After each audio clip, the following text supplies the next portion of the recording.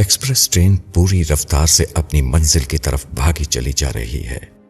راستے میں دونوں طرف سرسبز کھیتوں اور ڈبڈبائے ہوئے نالوں اور ندیوں کا مسلسل منظر اپنی طرف کھینچتا ہے، مگر تیز دوڑتی ہوئی ٹرین کو ان خوشنما مناظر سے کوئی دلچسپی نہیں۔ پستی اور بلندی، خشکی اور پانی اس کی رفتار میں کوئی فرق پیدا نہیں کرتے۔ راستے میں چھوٹے چھوٹے اسٹیشن آتے ہیں، مگر وہ ان کو چھوڑتی ہوئی اس طرح بھاگی چلی جاتی ہے گویا اسے کہیں ٹھہرنا نہیں ہے۔ بامقصد زندگی کا معاملہ بھی کچھ اسی قسم کا ہے۔ جب آدمی نے اپنی زندگی کا ایک مقصد بنا رکھا ہو، اس کی ساری توجہ اپنے مقصد پر لگ جاتی ہے، ادھر ادھر کے مسائل میں وہ اپنا وقت ضائع نہیں کرتا۔ بامقصد زندگی گزارنے والا آدمی ایک ایسے مسافر کی طرح ہوتا ہے جو اپنا ایک ایک لمحہ اپنی منزل کی طرف بڑھنے میں لگا دینا چاہتا ہے۔ دنیا کے خوشنما مناظر ایسے مسافر کو لبھانے کے لیے سامنے آتے ہیں، مگر وہ ان سے آنکھیں بند کر لیتا ہے۔ سائے اور اقامت گاہیں اس کو ٹھہرنے اور آرام کرنے کی ترغیب دیتی ہیں، مگر وہ ان کو چھوڑتا ہوا اپنی منزل کی طرف بڑھتا رہتا ہے۔ دوسری چیزوں کے تقاضے اس کا راستہ روکتے ہیں، مگر وہ ہر ایک سے دامن بچاتا ہوا بڑھتا چلا جاتا ہے۔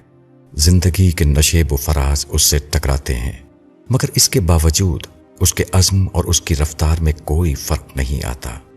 با مقصد آدمی کی زندگی ایک بھٹکے ہوئے آدمی کی مانند نہیں ہوتی جو سمت سفر متعین نہ ہونے کی وجہ سے کبھی ایک طرف چلنے لگتا ہے اور کبھی دوسری طرف، بلکہ اس کے ذہن میں راستے اور منزل کا واضح شعور ہوتا ہے، اس کے سامنے ایک متعین نشانہ ہوتا ہے۔ ایسا آدمی کیسے کہیں رک سکتا ہے؟ کیسے وہ دوسری چیزوں میں الجھ کر اپنا وقت ضائع کرنے کو پسند کر سکتا ہے؟ اس کو تو ہر طرف سے اپنی توجہ ہٹا کر ایک متعین رخ پر بڑھنا ہے اور بڑھتے رہنا ہے، یہاں تک کہ وہ اپنے مقصد کو پالے، یہاں تک کہ وہ اپنی منزل پر پہنچ جائے۔ زندگی کو بامعنی بنانے کے لیے ضروری ہے کہ آدمی کے سامنے ایک سوچا ہوا نشانہ ہو، جس کی صداقت پر اس کا ذہن مطمئن ہو، جس کے سلسلے میں اس کا ضمیر پوری طرح اس کا ساتھ دے رہا ہو، جو اس کی رگ و پے میں خون کی طرح اترا ہوا ہو۔ یہی مقصدی نشانہ کسی انسان کو جانوروں سے الگ کرتا ہے۔ اگر یہ نہ ہو تو انسان اور جانور میں کوئی فرق نہیں، اور جس آدمی کے اندر مقصدیت آ جائے اس کی زندگی لازماً ایک اور زندگی بن جائے گی۔ وہ چھوٹی چھوٹی غیر متعلق باتوں میں الجھنے کے بجائے اپنی منزل پر نظر رکھے گا۔ وہ یکسوئی کے ساتھ اپنے مقررہ نشانے پر چلتا رہے گا، یہاں تک کہ منزل پر پہنچ جائے گا۔ رواجی ذہن۔ ایلس ہووے امریکہ کے ایک مشہور شہر کا ایک معمولی کاریگر تھا۔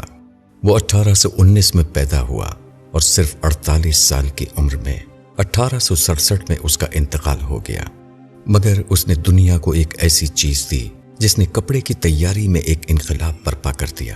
یہ سلائی کی مشین تھی جو اس نے 1845 میں ایجاد کی۔ ایلس ہووے نے جو مشین بنائی، اس کی سوئی میں دھاگا ڈالنے کے لیے ابتداً سوئی کی جڑ کی طرف چھید ہوتا تھا، جیسا کہ عام طور پر ہاتھ کی سوئیوں میں ہوتا ہے۔